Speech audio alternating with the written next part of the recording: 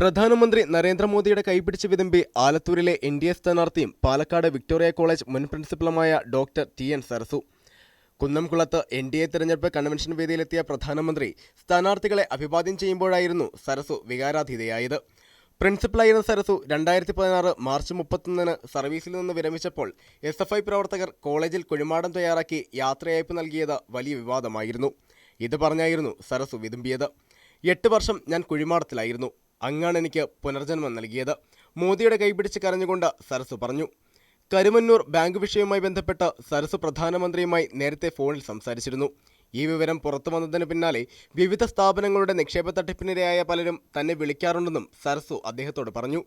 എസ്.എഫ്.ഐയുടെ ക്രൂരതയ്ക്ക് ഇരയായവർക്ക് വേണ്ടിയാണ് തന്റെ സ്ഥാനാർത്ഥിത്വമെന്നും സരസു നേരത്തെ പ്രതികരിച്ചിരുന്നു. എന്നാൽ തനിക്ക് കുഴിമാടമൊരുക്കിയതിൽ എസ്.എഫ്.ഐ പ്രവർത്തകരോട് പകയോ വിരോധമോ ഇല്ലെന്നും സരസു അടുത്തിടെ ഒരു അഭിമുഖത്തിൽ പറഞ്ഞിരുന്നു. അവർ തന്റെ വിദ്യാർത്ഥികളാണെന്നും തെറ്റുകൾ ക്ഷമിക്കുന്നുവെന്നുമാണ് സരസു പറഞ്ഞത്.